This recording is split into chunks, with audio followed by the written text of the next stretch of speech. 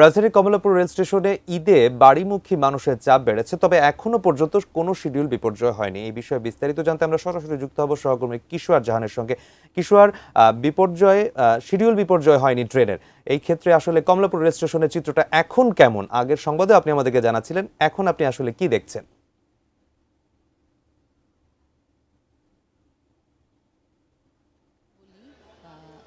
সেই দুদিন আগের যাত্রা হিসেবে কিন্তু কমলাপুর স্টেশন আমাকে বলতে হবে অনেকটুকুই ফাঁকা হিসেবে।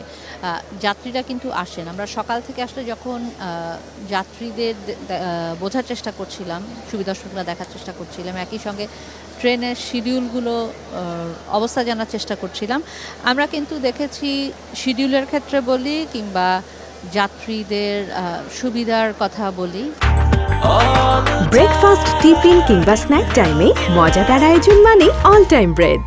টিকেটের ক্ষেত্রে স্ট্যান্ডিং টিকেট বা টিকেট আছে সিটের যাত্রী যারা, সবই কিন্তু এখন পর্যন্ত বলতে হবে স্বচ্ছন্দে চলেছে। ইতিমধ্যে আসলে 10টা বেজে গেছে।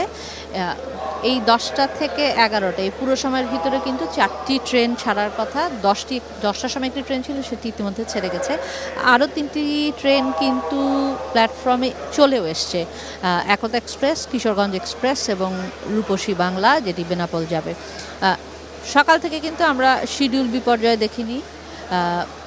হয়তো যেই সময় ছেড়ে যাওয়ার কথা তার থেকে কিছুটা 10-15-20 মিনিট পরে আসলে ট্রেন ছেড়েছে, কিন্তু বড় কোনো শিডিউল বিপর্যয়ে এই ঈদযাত্রা শুরু হওয়ার পর থেকে আজকের দিন পর্যন্ত কিন্তু এরকম কোনো অভিযোগ আমরা পাইনি।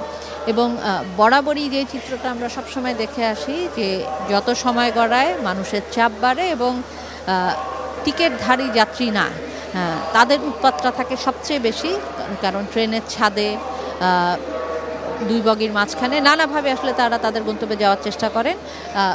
সকালের এই ধরনের আসলে দৃশ্য সকালবেলা আমরা শুধু মহু এক্সপ্রেসের ক্ষেত্রে দেখেছি, যেটি আসলে 8টার দিকে ছেড়ে গেছে। সেই একটি ট্রেনে আসলে আমরা দেখেছিলাম যাত্রীরা ছাদের উপর উঠেছিলেন, কিন্তু কমলাপুর স্টেশন থেকে আসলে খুব বেশি সুবিধা হয়নি, কারণ এবারে কিন্তু বলতে হবে কর্তৃপক্ষ যারা আছেন তারা একটু নড়ে চড়ে বসেছেন এবং কিছুটা তৎপরতা আসলে চোখে পড়ছে। কারণ সেই সময়টিতে আমরা দেখেছি ট্রেনের ছাদে পুরো ছাদ ভরেই আসলে যাত্রী ছিলেন, যাদের সবাইকে আসলে নামিয়ে দেওয়া হয়েছে এবং চেষ্টা করা হয়েছে স্ট্যান্ডিং টিকিট দিয়ে বগিতে ঢুকিয়ে দেওয়ার। তো এখন পর্যন্ত আসলে যদি বলতে হয় যে সার্বিক যে পরিস্থিতি, সেই হিসেবে এখন পর্যন্ত কিন্তু কমলাপুর স্টেশন থেকে যাত্রীদের যাত্রাটা অনেকটাই নির্বিঘ্ন।